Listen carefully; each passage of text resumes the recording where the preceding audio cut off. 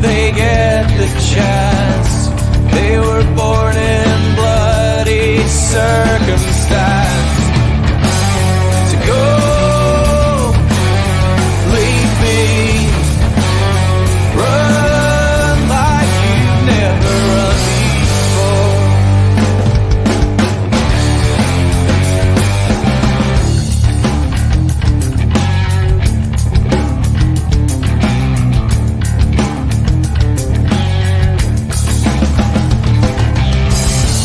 A voice from the underground, given room to breathe, not be drowned. So die if you get the chance. Better men than you've been left to stand. To go, leave me, run like you've never run before.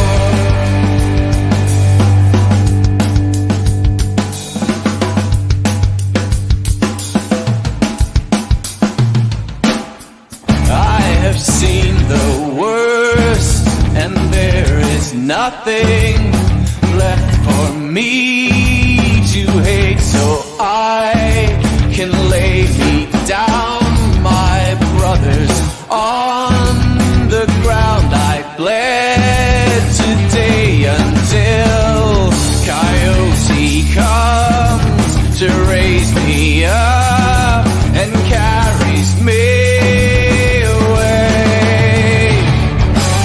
To go, leave me, run like you never did. No, believe me, run like you've never run before. Yeah.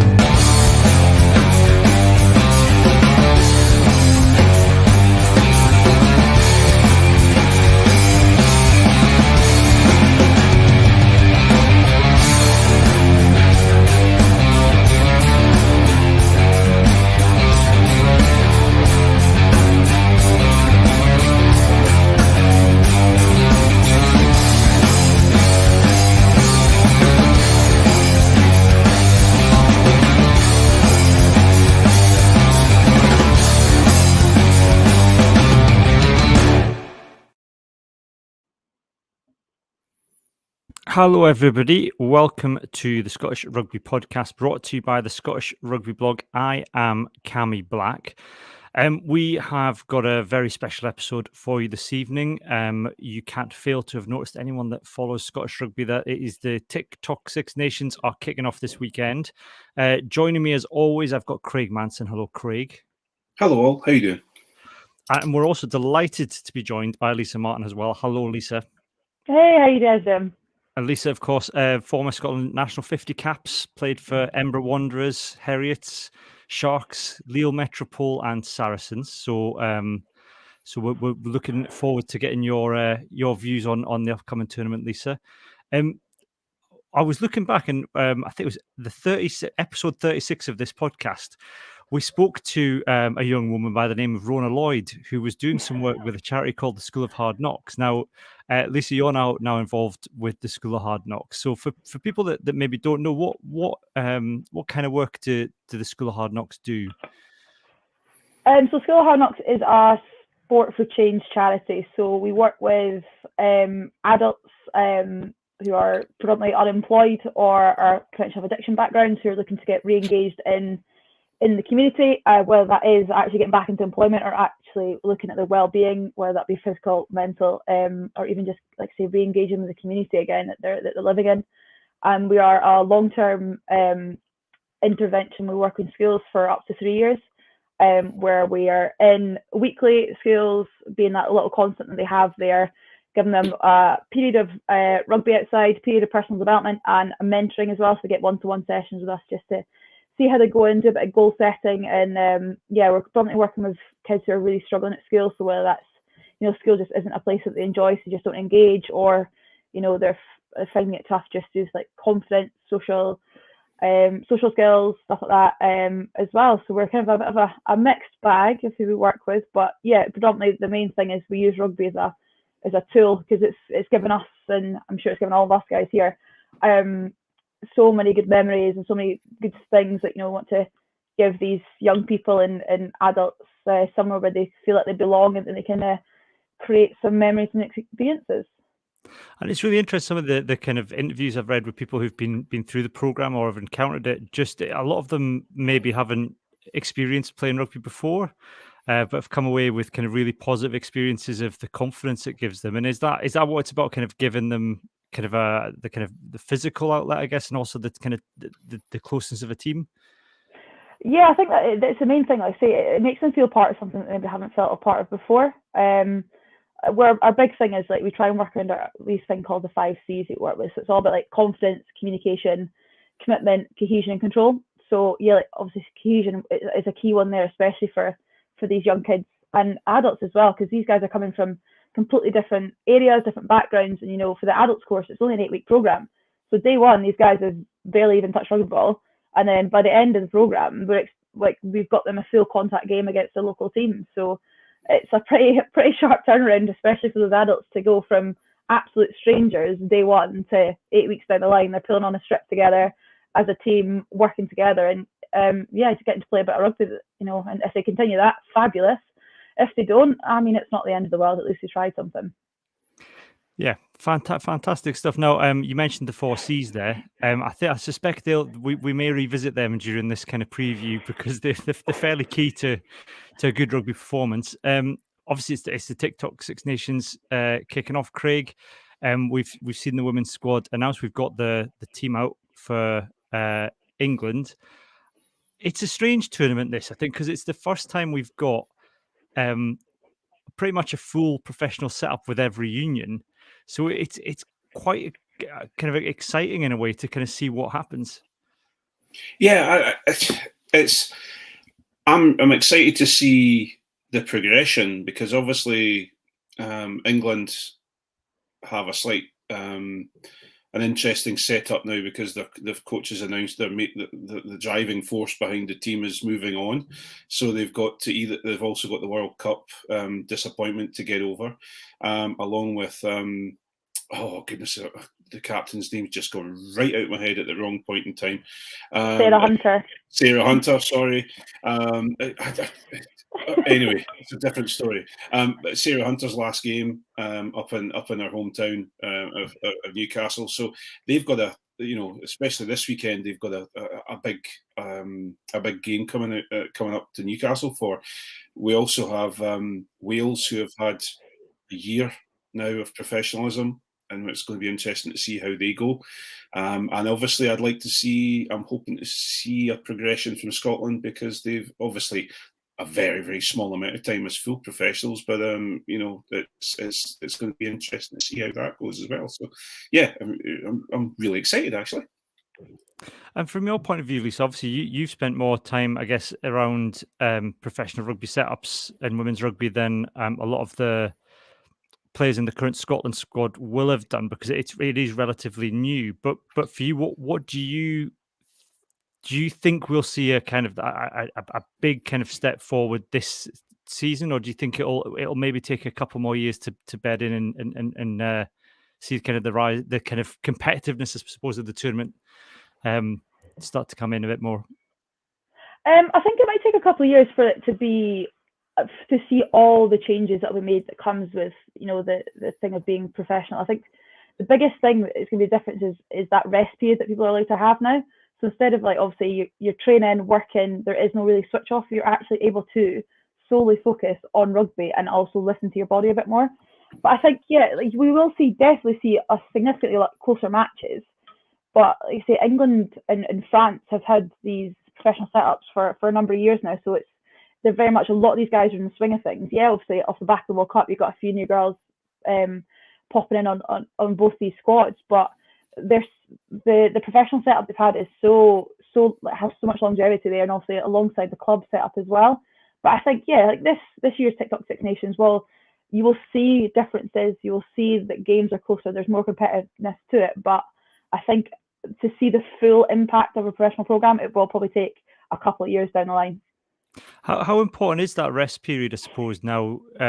Because it has been. I think Brian Easton was talking about initially before the professionalism came in that the SRU wanting to give the players, I suppose, relieve the burden a little bit with studying and work and do whatever they could to support them. And now it's different because they're in that kind of fully professional setup.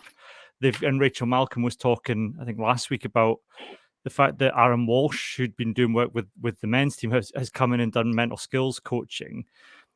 As a player, does that kind of give you a little bit more freedom, a little bit more kind of mental space, I suppose? How much of an impact does that have on you as a player?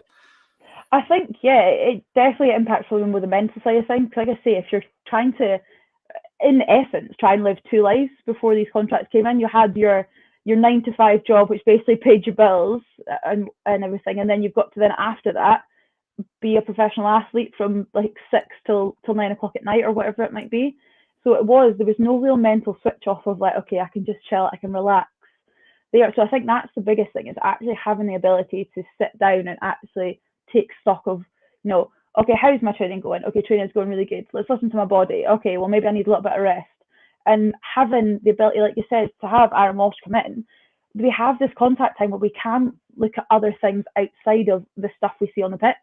And I think that is going to be the massive difference again as well, is like these little 1%ers that everyone talks about of this mental skills coming in, all the rest and recovery that they're doing. I saw the girls were doing yoga this week as well. And those extra little things will help them on the pitch, and probably more importantly off the pitch as well, because at the end of the day, happy people make good players. So if these guys are feeling good off the pitch, you're going to see the results when it comes to the game at the weekend. And Craig, I suppose the other side of this is that obviously now that we've got the 28 professional contracts, there's a lot of the players have gone to England, but they've been able to come back together and play those games for the Thistles as the kind of the warm up. So I guess the other kind of benefit to this is just that time together and how much that will mean to, whereas before you'd be coming in off the back of some players might not have played for a while and may not have played with one another for a period of time, but now will be much more familiar with one another. Even the newer players who are we've got a few new caps I think on Saturday, but even the newer players will be much more familiar with the systems and with each other. Yeah, there's absolutely no substitute for a length of time in camp together. The team has to bond as much, especially with some new players coming in. I know that the squad itself was, there was quite a lot of new players have come in, and so having them, first of all, getting the chance and the time to come into Scotland camp and understand what the coaching team are looking for, but also just getting to know each other, because obviously, what we've all been exposed to with TikTok coming on board, and over the last year, I'm sure it's not been all doom and gloom, and then all of a sudden TikTok came along and it's all looking fun. But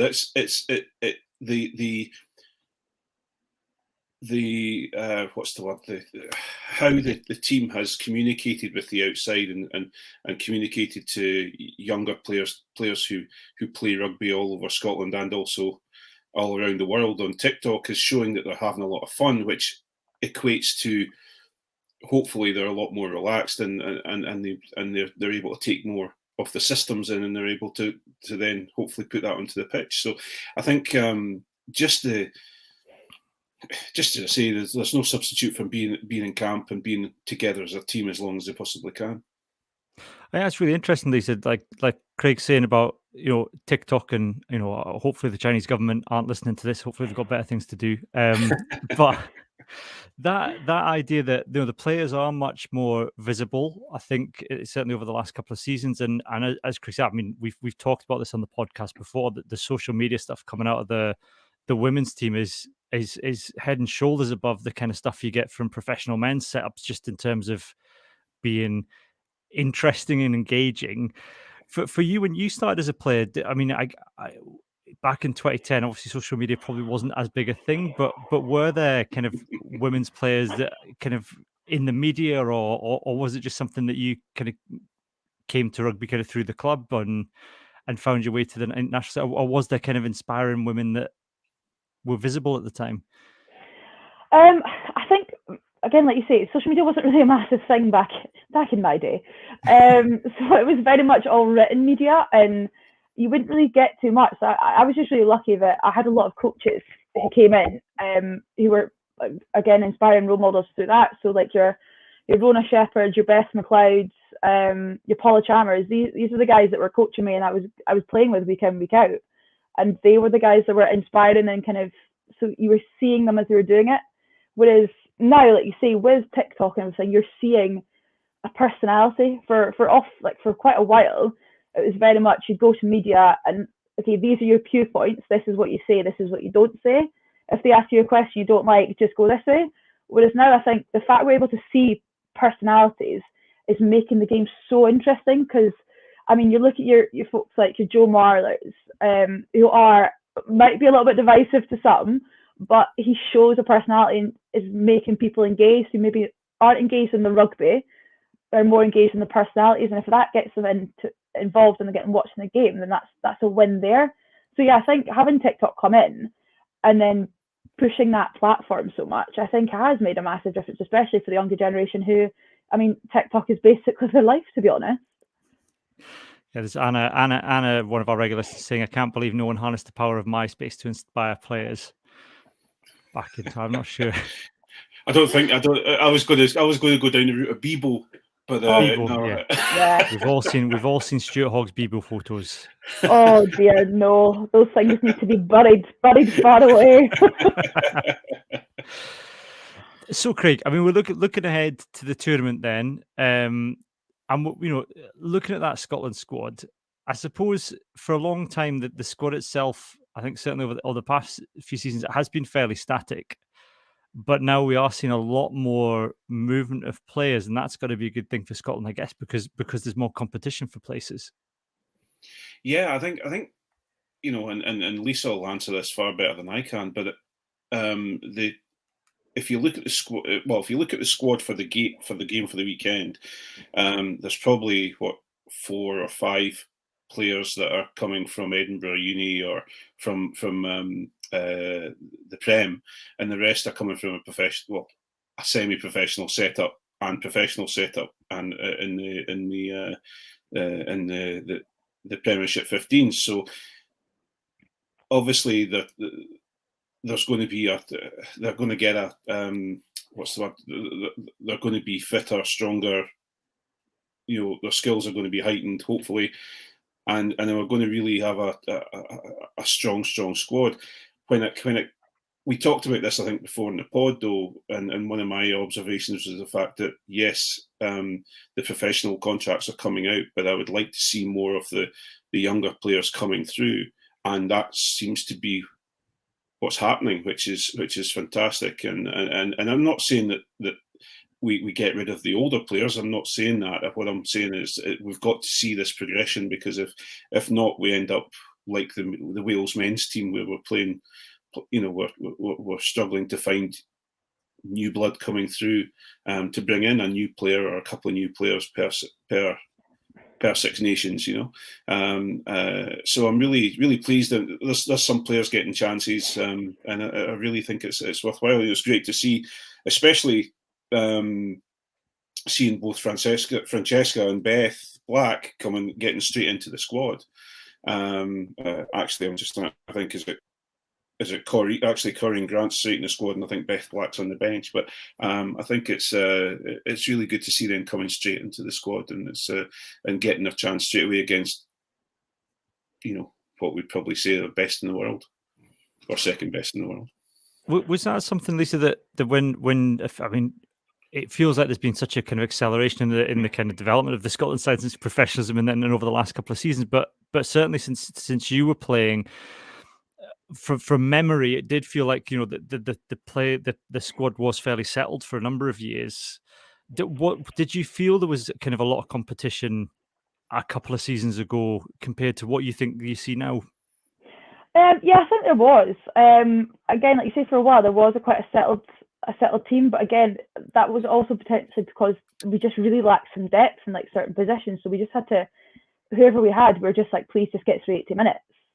But I think, like you say, now seeing that, you know, we know how key it is that we need the blood players, and especially off the back of a World Cup cycle, we've got 3 years until the next one. I think it's really key in the next year too that we're seeing these young players come through and we're seeing competition, because complacency doesn't make a good international player. You don't want to get comfy in your jersey. You want to be pushed. You want to be want to get pushed by someone to be better and to keep earning your jersey week in, week out. But like you say, seeing some of these younger girls come through is great. But yeah, I think it'll be, I'll say, like first game for some of these girls playing against the current #1 ranked team in the world is going to be a bit of a shock to some. But I think it's one of those things where you need these guys to get experience, and so you can be able to trust them when big games come along down the line. So I think it's basically a case of like, okay, put them in, and they're just going to have to just go for it, to be honest, and show why they've been chosen to be here. But yeah, I think it's good to see like a couple of changes. Obviously, some of it are enforced due to injury and things like that. But actually, it's exciting to see some names coming through, because I think for a while we were a bit worried of like who the next players coming through, because we didn't really have like the future set up or a Thistle set up. It was very much, you basically went from like regional age grade and then you're like, here, go straight into international rugby, which is a massive jump. So you sometimes lose a few players because they're a bit like, okay, that's a bit too much for me. But seeing, like you say, seeing how many of these girls have come through the Thistle setup over this past season is great, and to see them step up into TikTok Six Nations, I think it's going to be great to see how they flourish and how they cope in this environment. Sorry, Cammy, can I ask a quick question? How did you find then, because you were one of the first group of players to go professional, if I'm right in saying, when you went out to France. Mm-hmm. How did you find the step up? Because obviously you were playing Prem rugby for a fair bit of time, and then you got you earned your opportunity to go professional. How did you find the difference, or was there a big difference? Yeah, there's a massive difference. I think, like I said before, you were just solely able to focus just on rugby. So before, when I was playing for VMP Sharks, I was still living in Edinburgh, having to commute down on Thursdays on a train.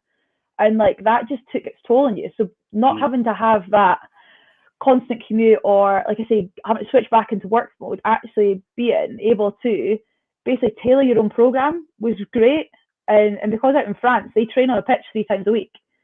So which is obviously completely different to us guys over here, which is usually Tuesday, Thursdays, rugby nights. Those were Monday, Wednesday, Friday, and you were on the pitch for like 2 hours. But it was a massive difference. Like to start with, it was a body was a bit like, oh, hold up here, what are you doing, love?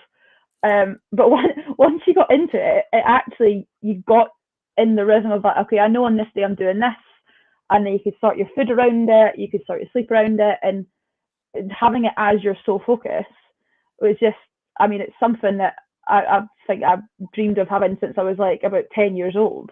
To suddenly be able to do it at a grand old age of a little bit older than that was great. But yeah, you do notice like the first few weeks is a massive difference, because like I say, your body's just not used to it. But once it settles into it, it's a great career, to be fair. It's brilliant. I highly recommend to everybody.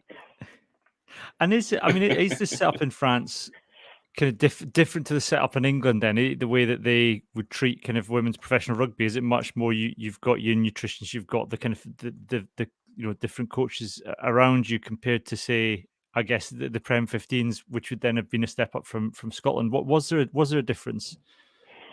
Yeah, so I think in France, it was very much, it was quite blasé at points. It was like, yeah, we just go play rugby, we play rugby, it's great fun. But then you have like certain girls who were like, at the time we had Gabrielle Vernier playing for us, who's obviously the French 13 at the minute, and she, again, obviously, so she had a pro contract, but then you've got girls there who are playing university stuff who are just kind of like, yeah, I'm just here for the social, it's great fun.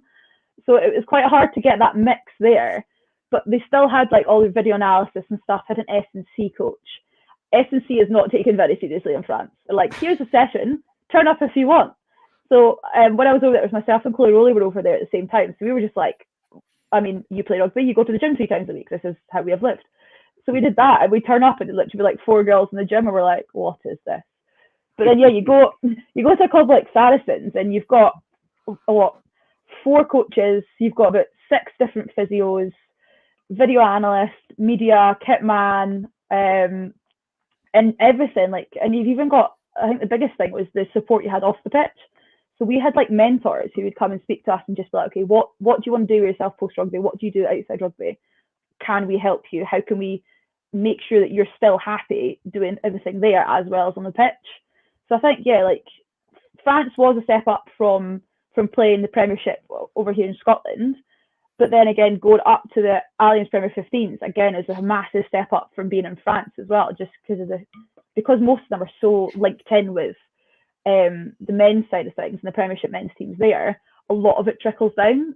So you had all these things available to you to use, like the facilities, coaches, even access to some of the players there that you could just, have a wee chat with.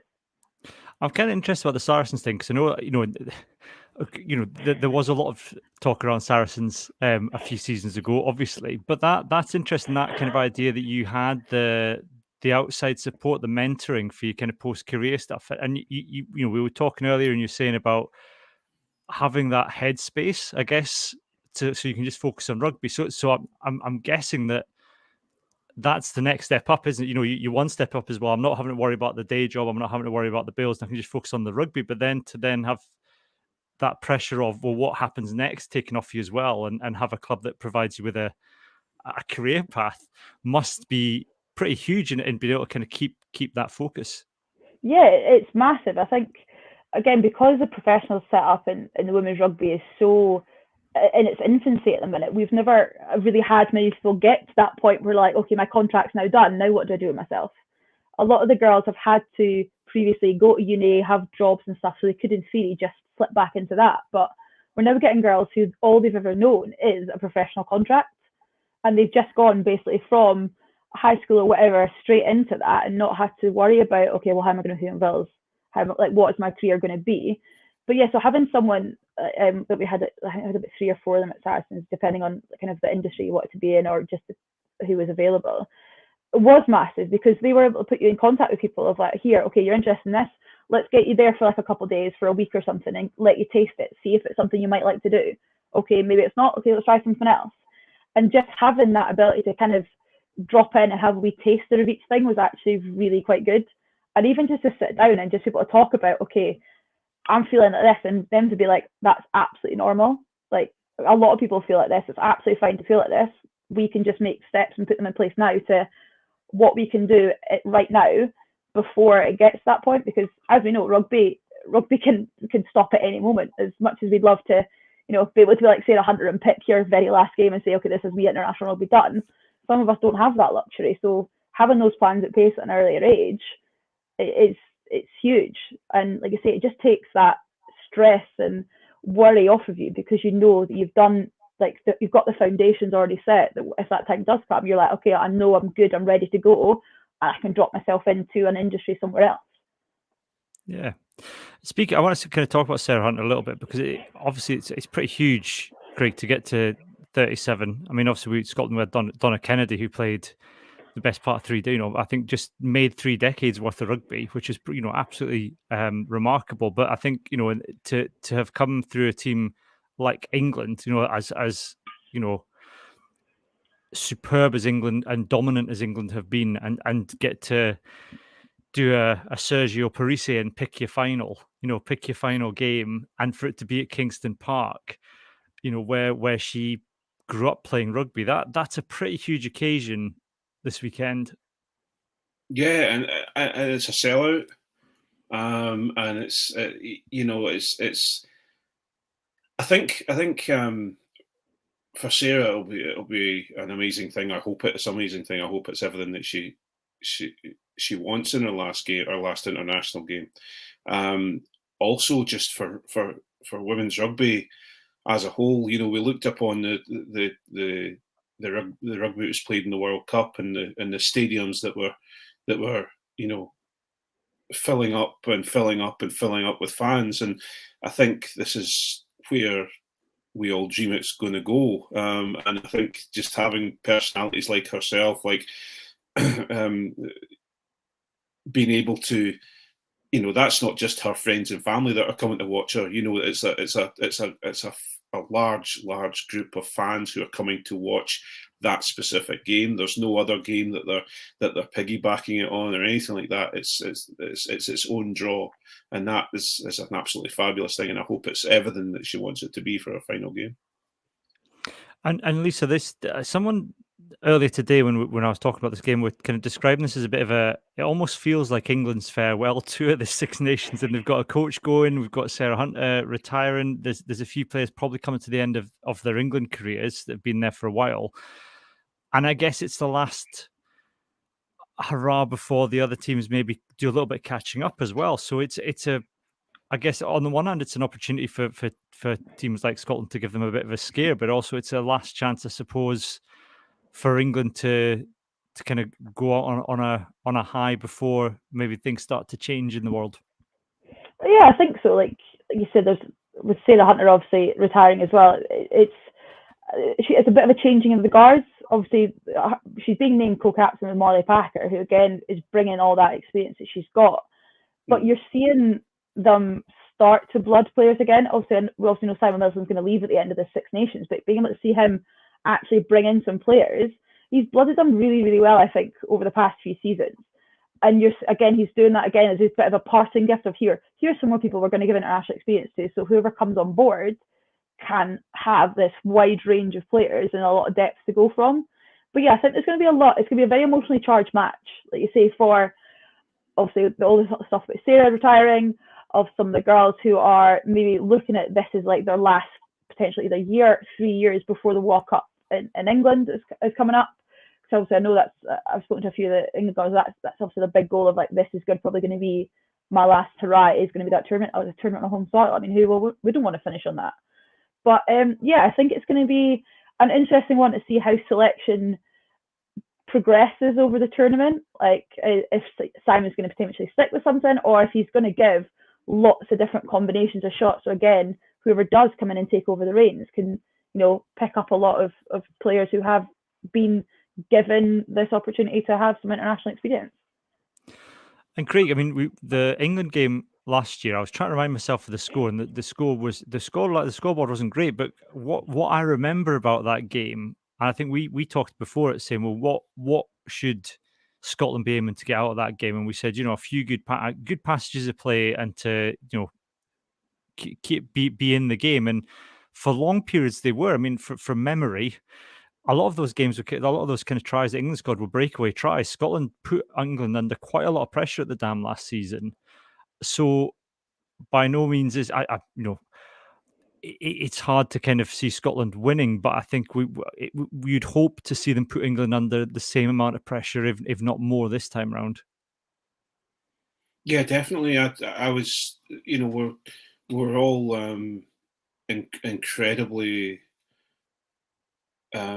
pleased to see the performance of Scotland on that at that game, because I get a little bit kind of hacked off because everyone talks about England are just going to walk this and they're going to walk that and they're just going to do this and they're just going to do that, and they don't really talk about very much about their opposing team unless it's France, and it gets a little bit up my nose about that. I don't enjoy it because I think we do play some fantastic rugby, and no matter when we play, if we're playing in the snow like we did about 3 years ago, we had that game that there was no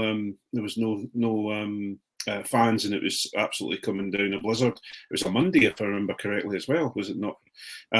So having those, you still get these nice little bits of play, but that game at the Dam, we held our own for at least a half, and we made England earn the win.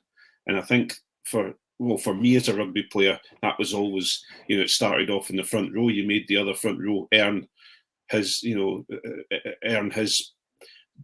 ability. You wanted him to beat you because you wanted to push as hard as you can. You want him to come at you with his full strength. And I think everybody wants that to prove themselves against a strong opponent.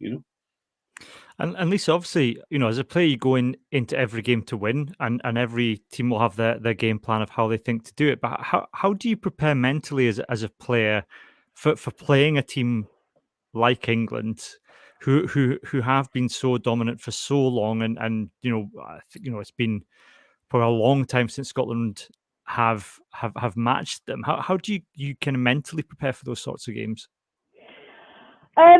Obviously, it's quite difficult, but we've also got the whole history behind it, the whole Calcutta Cup, obviously thousands of years ago, the whole kind of oppression or whatever. Like, there is a lot of it does ride on emotion. I remember one time when Shade Munro was coaching us, he took us up to Bannockburn before a match and was like, we're just going to go through this and have the whole, one side of you are going to be like the Scottish Army, one side you're going to the English Army, and learning it like that, that history does help, but a lot of it is, it's more focusing on yourself. I know everyone says like, focus on yourself, result will take care of itself, whatever. But that's the only thing you can control, is how the individuals will perform and how the team and the units will perform. So you go in with like certain goals of like, a certain amount of penalties, or, how your conversion rate is going to be if you enter the 22, and those little things that you can measure is probably a lot of things you're going to focus on is just themselves. Obviously, we'll look at key players and be kind of a bit like, okay, how can we target this one? How can we maybe take this one out of the game or whatever, and negate their ability to jackal, for example. But a lot of it is very much, right, let's just keep it squad only. And then, let's just be as competitive as possible for as long as possible. But yeah, I think, like you say, it is annoying when every time we're just kind of like, oh, it's a journey, everyone's getting better, we're getting closer to England. But like you say, now basically every Six Nations team now has these contracts. It is now about this gap is going to keep getting closer and closer and closer, and to the point where, we're pretty much on an even playing field here. It is now down to who is the best individual players. How I'm quite amazed at times, and this, how does this work in your head then? Because I'm really interested, because obviously Scotland captain. Mm-hmm. So you've got, let's forget about the trying to become the athlete that you've become, trying to maintain that level of athleticism, your skills, trying to continue to keep your skills at that level. Then you've got captaincy on your shoulders as well, and everyone's looking to you. And not only that, but you've got the coaches looking to you because you're the captain. And then you've got your job. How did that work, Lisa? Because I'm not meaning it in any sort of any derogatory way. How did that work? Because it must have been, I wouldn't want to be in your head. Your head must have been pulled in several different directions. Yeah, it was sort of a difficult time. Like, I've actually spoken to a couple of the male players about it before, and they're like, "Oh, I'd love to have your life, have a job and stuff." I was like, "Absolutely not, absolutely no way, mate." But it's very much like I say. Often it feels like you have to be two completely different people. So when you're work mode, and that is it. But when you get into rugby, you just have to park work. Basically, the minute it gets to 4 o'clock, you're like, work's done, don't care, move on to rugby.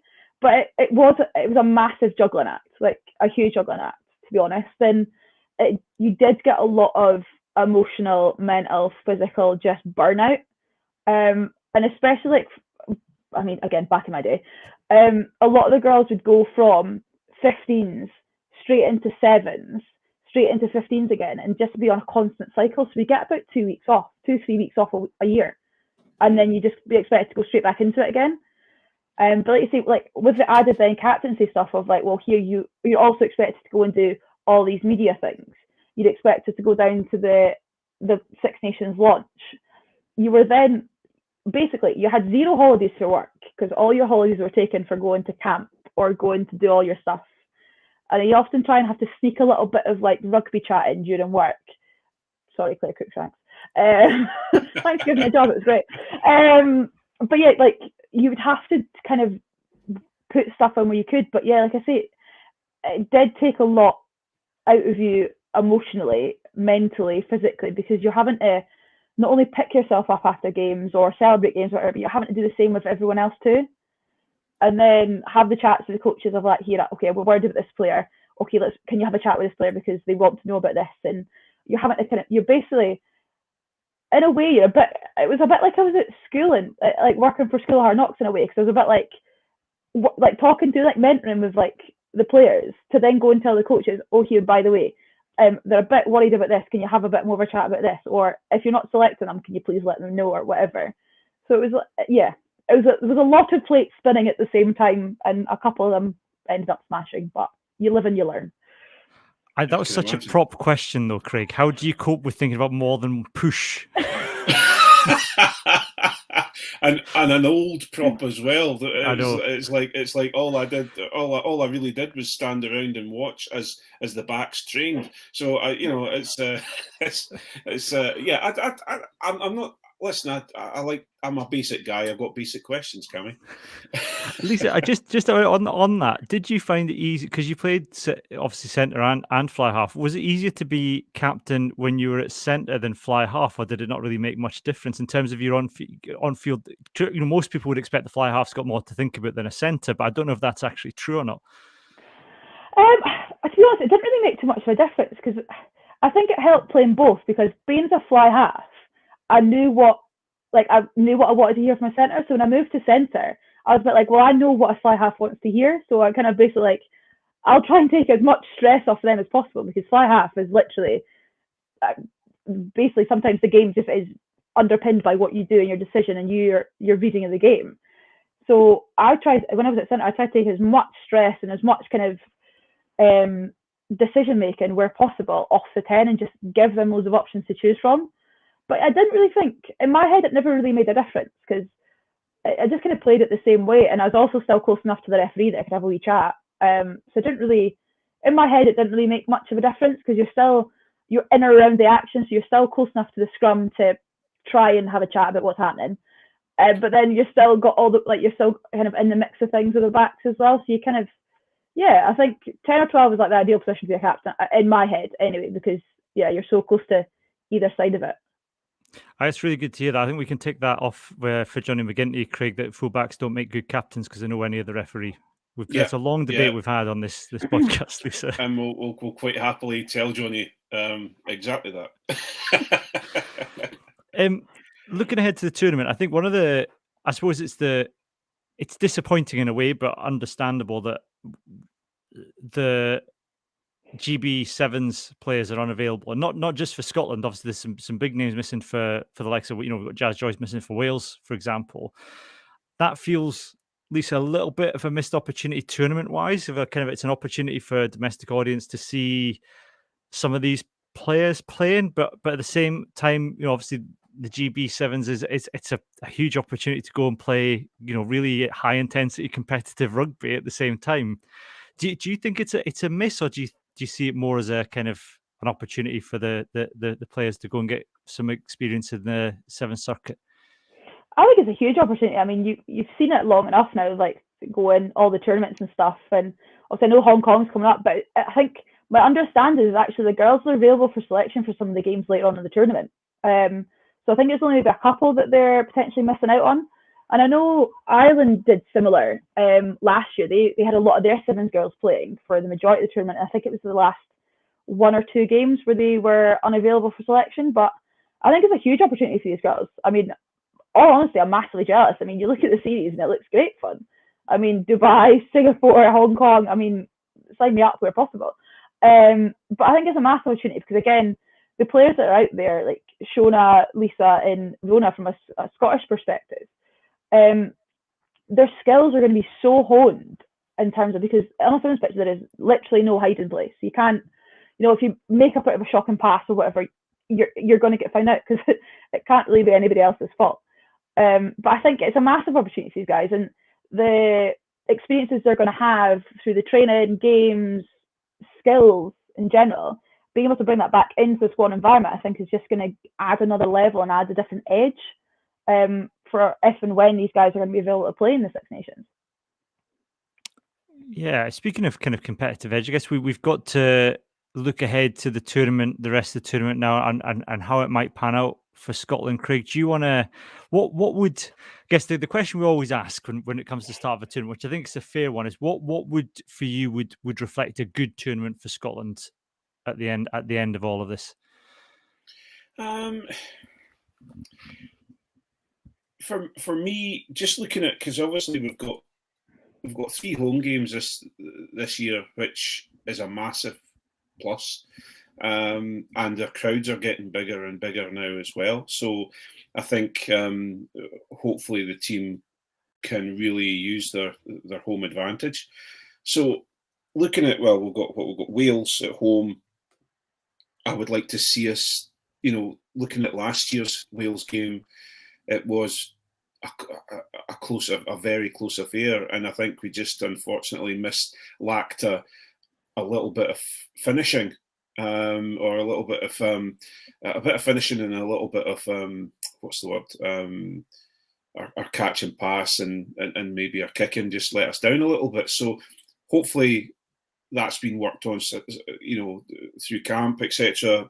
And I think if that all comes together, we've got a very good opportunity to beat Wales.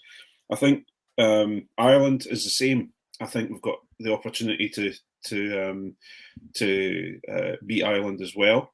And then Italy, and for me, I think Italy are one of those teams that are very much like the old French team, where you don't know which France is turning up. And I think with Italy, you don't know which Italy's going to turn up. If the good Italy comes along, then we're going to have a game on our hands. If the bad Italy comes along, then we might find that we've got a very good opportunity to beat them. So I think if we can do some damage with our home games, I think we've had a good tournament. And Lisa, for you, what do you think a successful tournament would look like for Scotland? I think the same as what Craig's saying. I think you're always going to target your home games as victories, especially when it's obviously the way we've got it in terms of Wales, Ireland, and Italy. You're going to be really targeting those ones as wins and winnable games. And in terms of your France and England, it is, again, like I say, it's more performance based rather than result based, I feel. Because also we know these guys are still ahead of us. I mean, there's no denying it. These guys are still ahead of us with regards to the whole professionalised aspect of it and league styles and everything like that. I think it's closing that gap. I think they're going to be the key for those two. But yeah, I think 3 victories, I think, is what they're looking for, I would say, and I think it'd be a pretty successful Six Nations for those guys. Okay, well that's our preview of the TikTok Six Nations. We'll be following it throughout the tournament. That'll be our kind of predominant topic of conversation on the main podcast. Lisa, you're welcome to stay around for the next bit because we've got a Six Nations to review that's just happened. Speaking of Italy and how things have gone, we're also joined now by John Anderson. Hello, John. Good evening, ladies and jelly beans. We're looking away in the bottom there, John. Hello, John. No, I was in the green room. It was. I felt so good. You have a virtual biscuit and a cup of tea in the green room. I've got some crunchy rocks. Oh God, that'll help. That'll help the sound quality. Did you put them in the microwave before you ate them, John? That's the key thing. No, so these are not microwavable chocolates. What? What do you mean put them in the microwave? Craig, you went. I don't think you missed this discussion. Lisa, would you microwave a toffee crisp before you ate it? Go on, Lisa. Yes. I wouldn't eat a toffee crisp to start with, if I'm being bluntly honest. You'll have a lot of. You're not alone in that. You're not alone in that feeling. There were very strong feelings of toffee crisps when we discussed this. Anyway, Lisa, I've literally kicked people off this podcast for less. I'm not going to mention my comments on what I think about crunchies either, so it's all right. We'll wait. We'll get you back on and we'll talk about ripples. Anyway, I came across a twirl extra the other day. What was extra about it? It's longer. Oh, right. No. Come on, look at me. Do I look like I want a standard twirl? Of course I want an Can you extra imagine twirl. if Look a up. twirl extra was they gave you an extra twirl, like just one 3 stick fingers. more? That's just a max. I thought you were meaning an extra packet. That's just a multi-pack. We'll get. Listen, we'll get into my thoughts on the on bonus chocolate bars in the Patreon. We've got Six Nations to review anyway. We do, yes. John, I was Yes. at the game on Sunday. You were, yes. Which my dad described as the worst game of the worst Scotland performance he'd ever seen, and he's seen games under Frank Haddon, which I thought was I think that was a fair assessment from my dad. To be fair, there is a reason I don't have him on the podcast. However, overall, I think it was a tournament, John, that started with a lot of promise. It's kind of petered out, and I think I've spent the last week thinking, is that a good thing, and that there are issues now that are fixable and can be fixed, and that have come out now before the World Cup, or are these the same problems kind of rearing their head again further down the line? And I can't decide. I left thinking I don't think these are the same problems, but after a few days, I'm more on the side of I think these are fixable things. Yeah, I mean, what I was going to say is it's not fizzled out; it's Townsend out. The actual right. We're at a situation now where a lot of we had this massive bump, right, and we had this. It's almost like he picked the right players, and he got a performance, and almost as the tournament progressed, almost as they were exposed to more Townsend, the performance declined, and we went into our heads, and that Italy game was a shambles. Like, let's not sugarcoat it. Yes, it's the record book will show a bonus point victory at Murrayfield against Italy. That Italian team were terrible, and they've had progress during the Six Nations, but they were really, really poor. And we, as a team, delivered a shambolic performance. One of the worst performances I've seen from Scotland in 3 or 4 years. I think you're completely wrong. No, that's because you are. Are you more glass half full about this then, Craig? What's going on? For me, but this is and Lisa, you've got into the middle of a conversation here now, because this is a conversation that we have regularly about Italy and the Italian teams and Scottish teams. I do not agree. I think that yes, hold on. I have a small bit of agreement with you, John, because there were issues, and we had some issues. Where I think people are having their issues is the fact that Italy are very strong in the forward pack. They do not allow you to play your ball well in the ruck. They were defending fairly well, not as well as they have done, but they were defending fairly well. I think also you've got to remember that I think they're 9. I've forgotten the 9's name because it wasn't Vardy. The first pass he absolutely gubbed would have been a try, or was very close to being a try. And then immediately, I think it was just afterwards, he threw it again and threw it away again. So they are, as we've talked about, they are very, very close to performing to us, and they've done so against Wales. So yes, we didn't perform as well as we have done, but I think Italy should deserve more of the plaudits rather than us throwing it away. There's no way Scotland get those plaudits. I'll let you come in a second, Kim. There's no way Scotland 10 years ago get those plaudits. Scotland were a shambles 10 years ago. Italy are at that stage. They are a team progressing, but everyone's progressing. There's no way. There's 3 good players in that Italy team, one of whom is out injured. We should have been putting 40 points in that team if we are serious about being a top league team. I think they're in the Vern Cotter phase anyway. Lisa, I really do. The interesting thing I think about this tournament is looking back on it. I think if you'd said at the start Scotland will finish third and we'll be in it in the third week, we'll even be in it going into the fourth game. There'll still be a chance of winning the tournament. That there was still a chance, kind of even going, or a mathematical chance of being second going into the last game. I think we would have bit, any Scotland fan would have bitten your hand off for that at the start of the tournament. I think looking back on it, maybe what the frustration is that the France game was a completed line out away from a win. The Ireland game was a second half performance and maybe a bit more clinical. Balls got a few balls going to hand and not going forward away from pushing Ireland close. And Italy gave us a scare. And all of those things feel like they're maybe within Scotland's gift to control. Is that fair, do you think? Yeah, I think so. I think, like with this tournament being so front heavy in terms of the teams we're playing, obviously starting up against England, getting that victory straight off there, pushing Ireland pretty close as well. Like you say, with the second half, we kind of just self-imploded in a way. But I think, it's always hard being a Scotland fan watching a Six Nations because you have such high expectations, and then it's just like meh to finish with. But I still think there are so many good things that have come out of it in terms of like seeing Hugh Jones back, seeing how he's worked with Sione.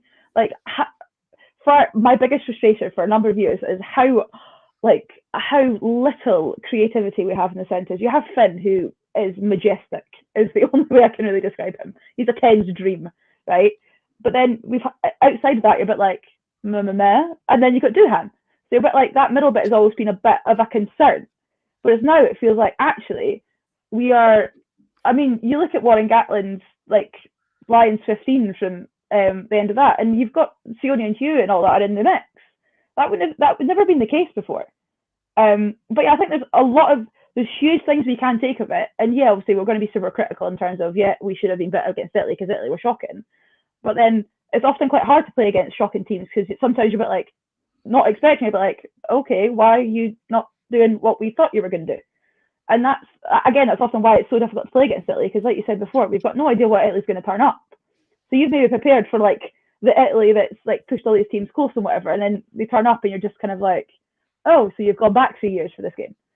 But yeah, I think that there are plenty of good things we can take from this working towards the World Cup, but there's definitely still a number of things that we kind of need to address and look at going into what can only be described as the pool of death. Yeah. Because we can't get away with a performance like that against anyone, really, when we're going to be going into France. So, He's Craig, and I'm going to come to you on this. I didn't see enough of Ben Healy. I thought he had a good from where I was sat, and I haven't watched the whole game back. I've watched the highlights. From where I was sat, he did well. While I thought Blair Kinghorn filled in, and I know he scored 3 tries. I thought he filled in adequately, but I think the worry is still that if after Finn Russell, unless Adam Hastings is fit, there is a drop off in terms of how Scotland play. And I'm not saying that means that Blair Kinghorn is not a good 10 because I think he is. It's just the level and the speed and the way that the Scotland play. We seem to do better, I think, with an Adam Hastings or a Finn Russell than when we try something different. I'll go back and I'm going to do it again. I'm going to repeat myself that I've been repeating myself over and over and over and over and over and over and over again on this podcast. Blair Kinghorn is all the 10 that Edinburgh has needed at this point in time.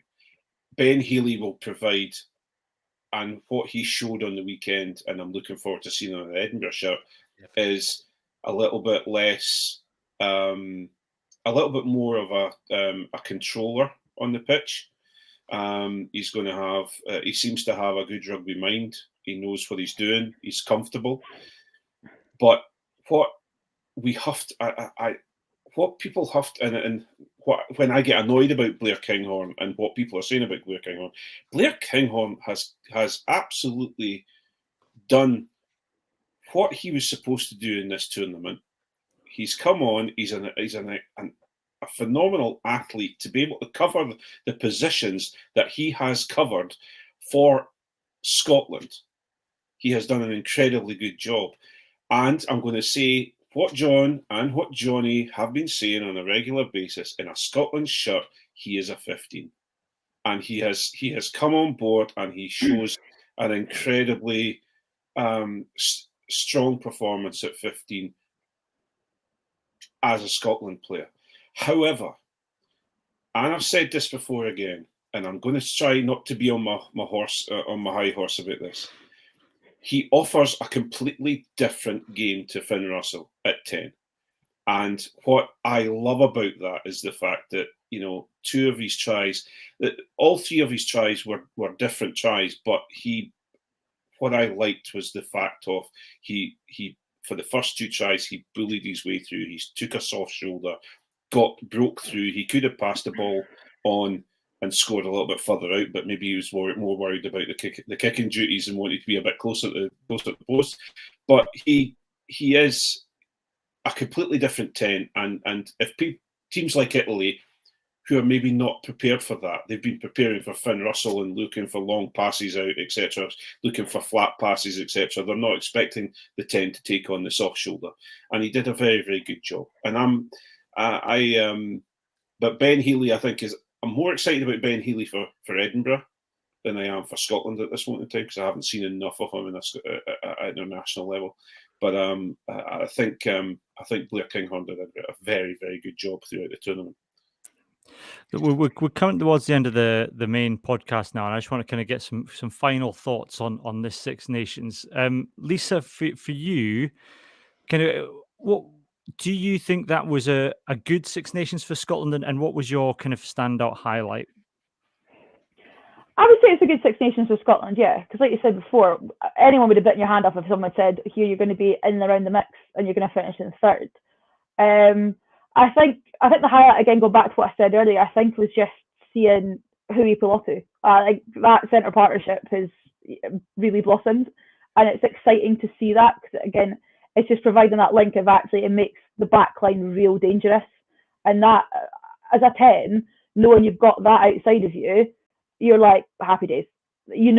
Creativity is going to flow off that, and people are going to be on the same wavelength. So yeah, I think that centre partnership has been my highlight of the Six Nations.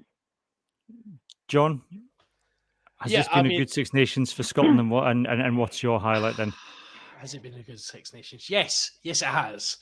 It's been a good two and a half games for Six Nations, which for Scotland is a good Six Nations. I totally agree. The Hui Pilotu is just the absolute dream. Like, it's worked better. Like, we've only seen it a few times at Glasgow, and we saw it the game against the Stormers, and we went, "Oh my days, that has got potential." And no one in their right mind dreamed that Townsend was picking anyone other than Harris at 13. And then Jones has played all the games, and I am all in for that. I love it. I think it was a missed opportunity for Scotland. I think France were a team that were struggling with form. They were winning, but they're not the France of last year. Ireland are a relentless crushing machine, but there is a way to beat them. And I just think that they'll come away from that disappointed. It's great to see that backline working. I think we still lack something up front. Richie Gray being back, the Renaissance is a magnificent thing as well. I think we're in a good place going into the World Cup. I've been very vocal on the podcast that I it's not that I don't care about the World Cup, because I do. I want Scotland to do well, but I don't see us doing well. And I've called this throughout, and I think Townsend's already out the door anyway. So I think this is a bit of a shot to nothing, and it'll be interesting to see what we do. But we played brilliant. We played really, really good rugby, and it was really nice to see. And from a Glasgow bias, it was great to see lots of Glasgow players playing really, really nice. So, just call it how it is. Craig, I've left you to last. I'll give you. It's a right to reply as well to all of that. Right to reply. Yeah. I think. For me, a couple of things. I think the Townsend Brad Moore axis has come in quite well. It's been nice to see. That influence seems to have come through, but you struggle to see it. It's just that, because obviously the Tuipulotu and Hugh Jones axis has been phenomenal, and we've really, that really has shone a light on. We're almost at the point where we're saying that Scotland's backs are better than the forwards at this moment in time, and I don't know if I can really Careful. settle myself down with that. I'm being careful here. Let's just call it, they are. But and a big shout out to Pierre Schumann, because the man is just continually impressing me all the time. That's bias, Craig, and you know it. Hey, listen, VP Nell is the man as well, but I'm just saying no more about that. But that's just prop love. It's just prop love. That's all it is. But I think for me, Hugh Jones, more than anyone, has shown that the doubters out there, including me, were concerned about our defence when we lost Harris, and his defence has improved significantly. Whether that's because he went away to Quins and he's had his opportunity at Quins, or whether he's just, I don't know. I don't know if it's just, or Tuipulotu is a better communicator and they're talking more, and I don't know what it is, but I think he's been absolutely fantastic this tournament, and I think